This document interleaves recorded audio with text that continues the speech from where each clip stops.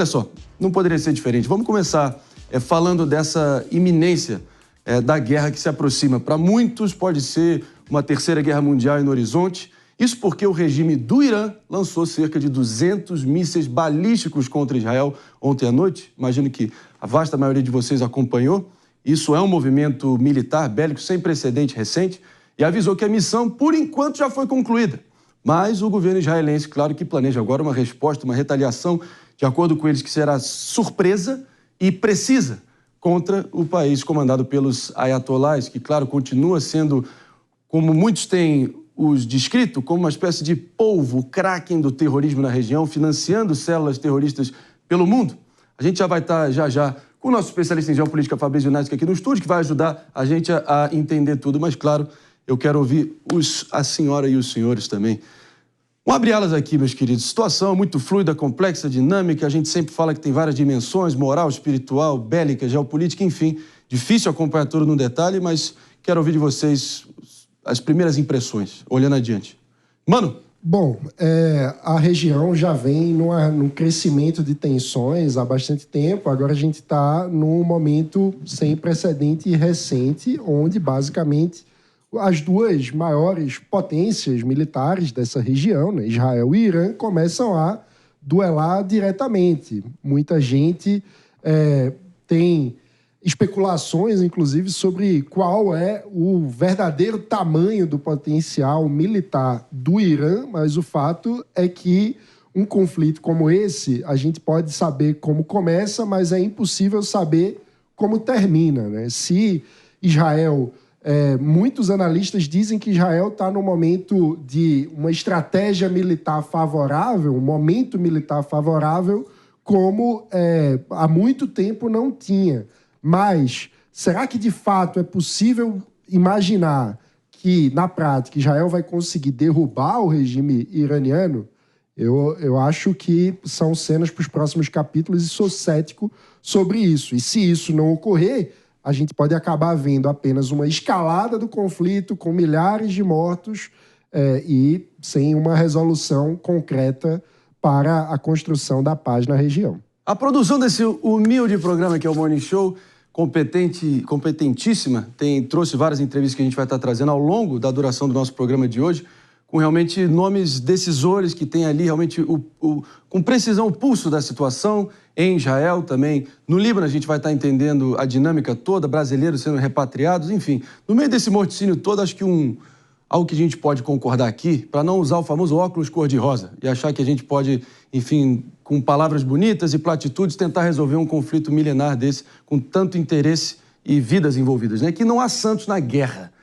E tendo essa postura um pouco mais realista, eu acho que isso ajuda a gente, pelo menos, tentar analisar da forma mais fria e imparcial possível o que está em curso. Concorda, Aninha? Concordo, e eu acho que tem uma questão que não é exclusiva dessa guerra, mas é a falta de diálogo e de respeito ao posicionamento do outro, né? É um conflito histórico enorme que, em muita parte, existe porque um Estado não aceita a existência de outro e não aceita a existência de, por exemplo, uma religião diferente. É toda uma questão que, assim, você vê nesse momento uma escalada da tensão, um conflito que a cada dia se torna mais bélico, mais perigoso, que está causando a morte e a tragédia de muita gente inocente, ao tempo em que você não vê um passo adiante na busca pela paz, né? Já faz décadas que esse conflito existe, existem picos da violência, aí depois as coisas se acalmam, esses picos retomam, mas a gente não vê, nessas décadas todas, nenhuma proposição efetiva para que as pessoas consigam seguir em paz. Pois é. Tem aquela frase marcante, acho que do Winston Churchill, que ele disse, né, o bulldog britânico, ex-primeiro-ministro ali da Segunda Guerra Mundial, ele dizia, entre a desonra e a guerra, escolheste a desonra e terás a guerra. Eu acho que acaba aqui, da perspectiva de todos os atores envolvidos, isso tem a sua própria interpretação. Por isso que tem tanta coisa envolvida, até numa dimensão psicológica. Pepe, que é um exímio estrategista. Depois do nosso bom dia para quem, que a gente vai estar propondo agora, eu quero muito ouvir também a sua visão desse tabuleiro estratégico. Vamos que vamos, então, com o nosso bom dia para quem? Vamos que vamos, então. Minha diretora, Leandro.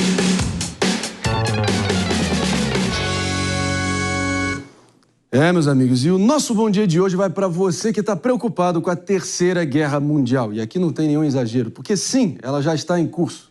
Geralmente, as pessoas não se dão conta, mas só chamamos a Primeira e a Segunda Guerras de mundiais depois de elas terem acabado.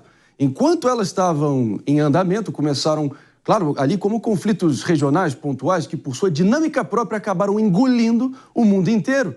No dia 7 de outubro do ano passado, Israel foi brutalmente atacada, reagiu. O Hamas já é praticamente uma página da história, com sua liderança eliminada e Gaza ocupada, com tropas israelenses caçando terroristas em túneis como os ratos que são.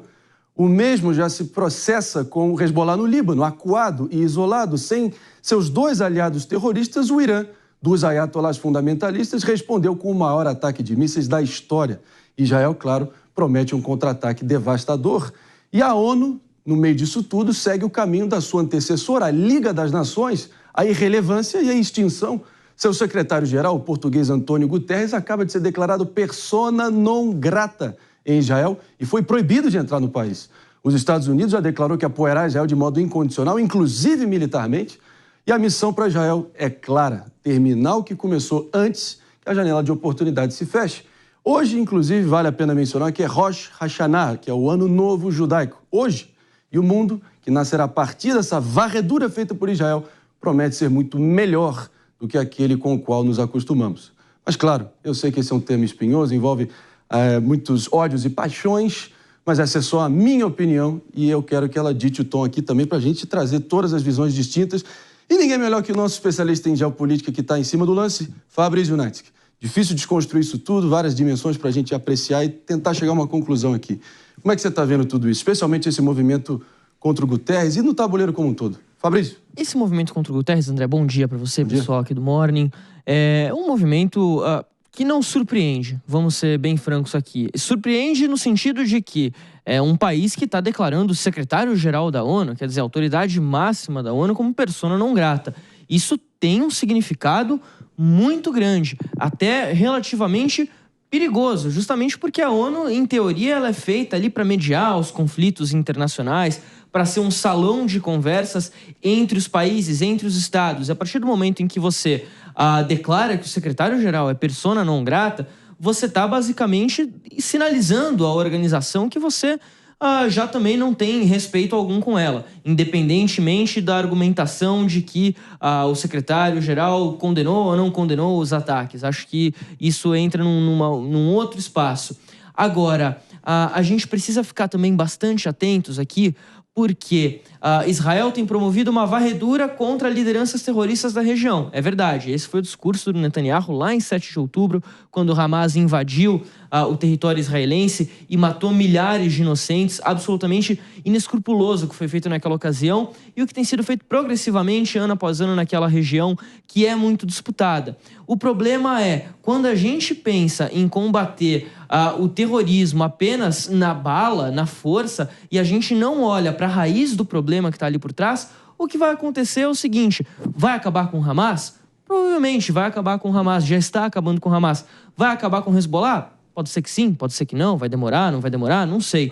Mas outros grupos virão, outros grupos vão surgir. Isso é cíclico, essa violência, infelizmente, é cíclica. A gente falava muito da Al-Qaeda 20 anos atrás. Sim. Hoje em dia, não se escuta mais falar da Al-Qaeda, mas a gente está aqui falando do Hezbollah, está aqui falando do Hamas, que são grupos antigos até, mas falou-se muito do Estado Islâmico e por aí vai. Daqui a 5 anos, talvez, vai ser outro, porque o ciclo de violência não termina enquanto a gente não olhar para a raiz do problema. Vamos que vamos aqui, quero muito ouvir você, Pepe, também. Como eu disse, eu admiro essa tua visão além. Eu acho que você consegue trazer essa perspectiva estratégica. E vamos tentar aqui fazendo uma analogia com o xadrez, né? O jogo do xadrez dos ayatolás do Irã era muito simples. Botava os peões ali do Hamas e Hezbollah na linha de frente, Israel foi lá e os esmagou, enquanto os cavalos e bispos, por assim dizer, dos ayatolás estavam ali protegidinhos em Teherã. Agora, com essencialmente essa linha de frente dizimada, eles estão lá abertos, prontos para talvez a guerra total, o conflito final. Não tem exagero nisso. Realmente a gente está num terreno aqui quase que sem precedente. Sua expectativa? Bom, momento de incerteza, né? Ninguém sabe como é que vai acabar esse conflito no Oriente Médio. A gente havia falado de forma ansiosa durante o ano passado, final do ano passado todo, começo desse ano, que havia a possibilidade do conflito escalar regionalmente, não é?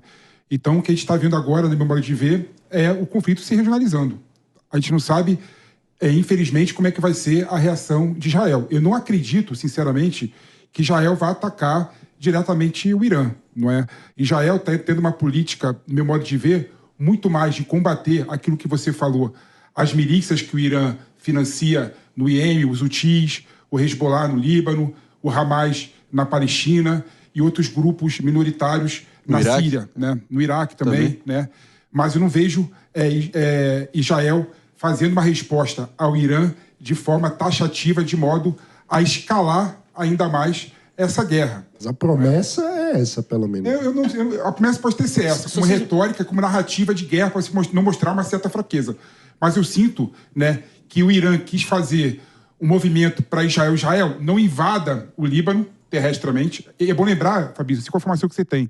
A informação que eu vi ultimamente, o Hezbollah negou que Israel invadiu por terra o Líbano, não é? Isso, na verdade, já atualizou já. Houve uma invasão terrestre limitadíssima. A gente está falando aqui, eu trouxe inclusive no Jornal da Manhã, que o exército de Israel chegou a entrar 400 metros à frente da fronteira do Líbano.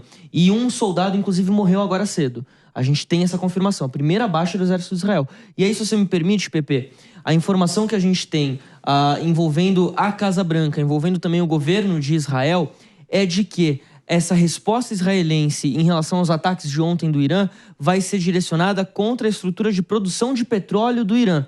Eles não falam em atacar alvos militares ou sedes do governo, mas sim estruturas de produção de petróleo. E aí a gente muito provavelmente vai ver algo que a gente viu lá em abril, quando teve aquele grande lançamento de mísseis, que foi menor do que esse último, mas foi um ataque também limitado, porque Israel precisa responder, né? Claro. Mas na verdade, quando o Irã fez o ataque em abril, ele fez de modo a Israel ter todo tipo de defesa e impedir um dano maior. Com uma antecedência enorme. Diferente de agora, né? Que usou mísseis hipersônicos, né? Que poderia, de certa forma, atravessar o... E que passam pelo domo de ferro, né? Muita gente, ao ver...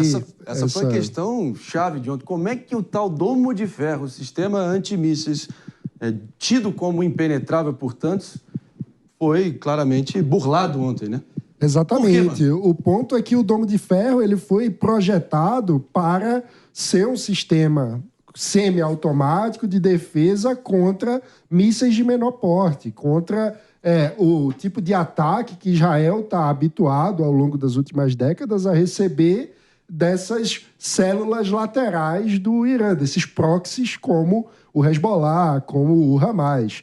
Já os mísseis que foram disparados pelo Irã são de outro tipo de tecnologia, que não são barrados pelo domo de ferro e cuja defesa por parte das baterias antiaéreas de Israel é muito mais caro, inclusive, para você derrubar esses mísseis balísticos do Irã, né? Perfeito. Então... Só para ilustrar aqui, porque guerra tem muito dinheiro envolvido e a questão orçamentária é sempre uma questão preponderante.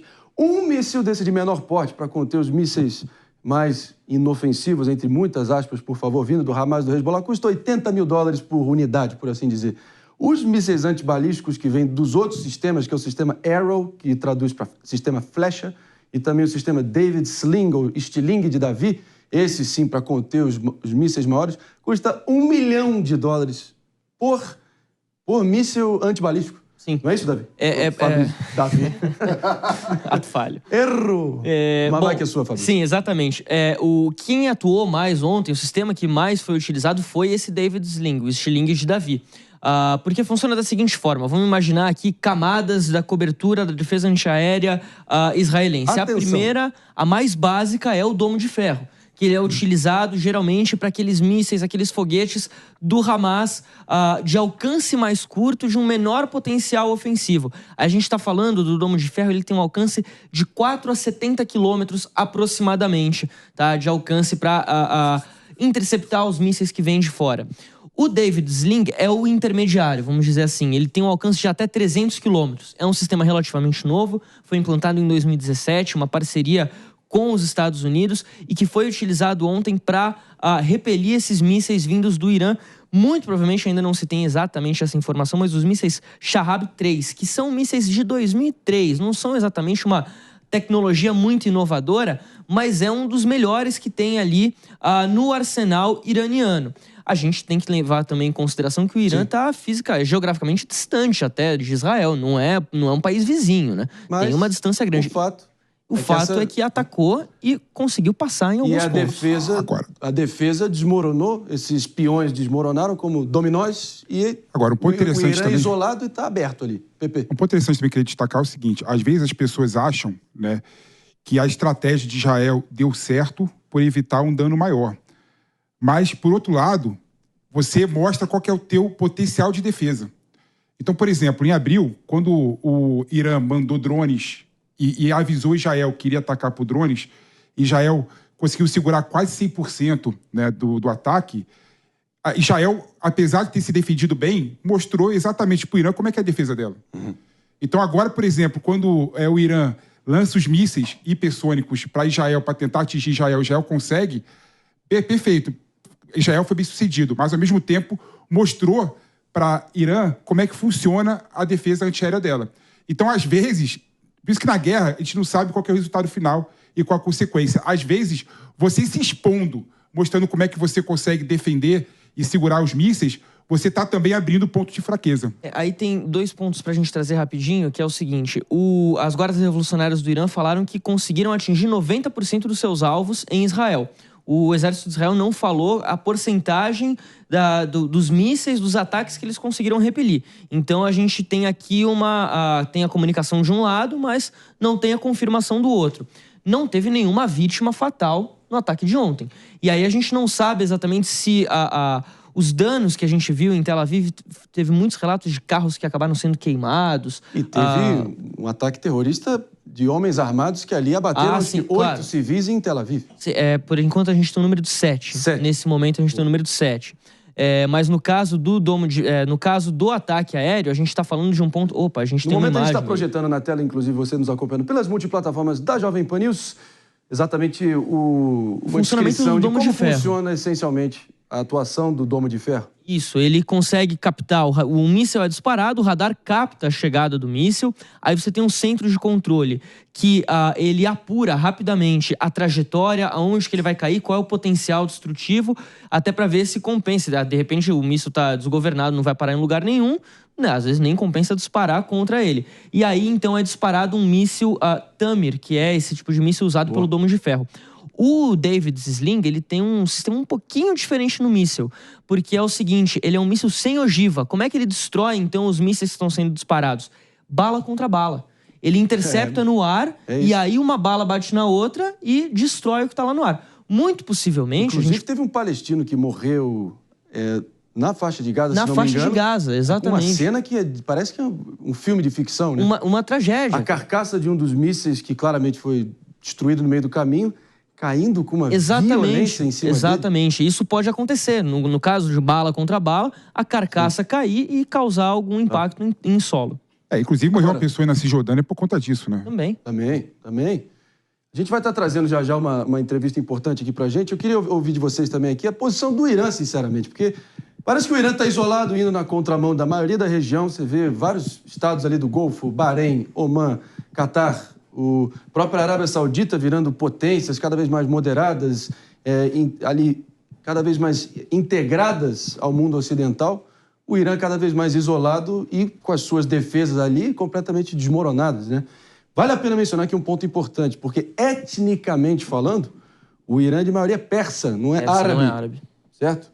E a maioria do Irã, por muitos, a maioria esmagadora, professa o islamismo xiita, que no mundo árabe inteiro é apenas 20% do mundo árabe. Os outros 80% são os sunitas. E é uma forma diferente de interpretar o Alcorão, basicamente. Não é isso? Exatamente. Os sunitas levam em consideração... Como isso mostra o isolamento do Irã. Exatamente. É um ponto bastante delicado. Inclusive, dizem, né? Não tem uma confirmação oficial disso, mas a teoria mais aceita é que o Hamas invadiu Israel lá em 7 de outubro, justamente por conta da aproximação entre Israel e a Arábia Saudita. Muita coisa pra gente repercutir. Acordo de Teherã. Já vou acionar a Aninha, Mano, Pepe e você também.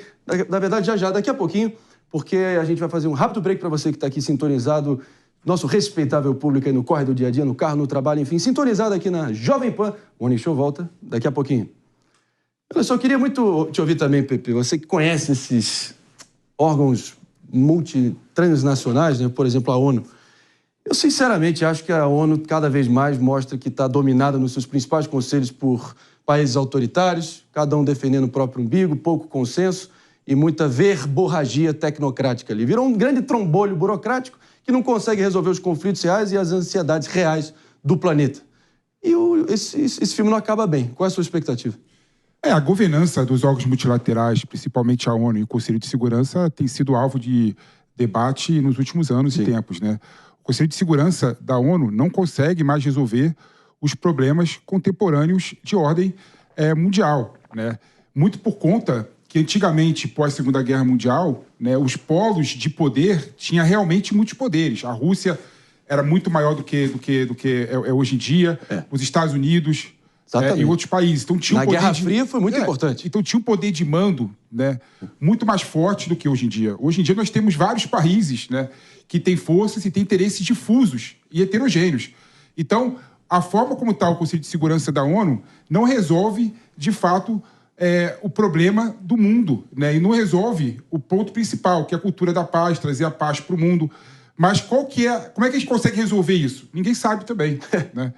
Infelizmente, ninguém sabe como é que a gente pode fazer para dar mais democracia ao Conselho de Segurança, mais democracia aos órgãos multilaterais. Mas apesar de a gente fazer a crítica, mano, eu vi que ele está querendo falar aqui, vai fazer a crítica direta ao Conselho de Segurança, à ONU, ninguém tem uma solução viável para essa questão. É isso que eu ia dizer. E um ponto importante para a gente não perder de perspectiva é que a construção institucional é trabalhosa, dá trabalho, não é uma coisa automática, não é como se o estado de natureza fosse um estado onde os problemas estão resolvidos. Não, o estado de natureza tem mais conflitos ainda. O que eu quero dizer com isso? Sem a ONU é muito pior do que com a ONU, por pior que a ONU seja hoje. Porque, no mínimo, a ONU é um ambiente onde esses países conversam. E é melhor que haja um lugar onde há alguma conversa, mesmo que ela seja, por enquanto, improdutiva, e, claro, a gente precisa encontrar um caminho para tornar a conversa mais produtiva, do que simplesmente não ter ambiente para o diálogo. Eu proponho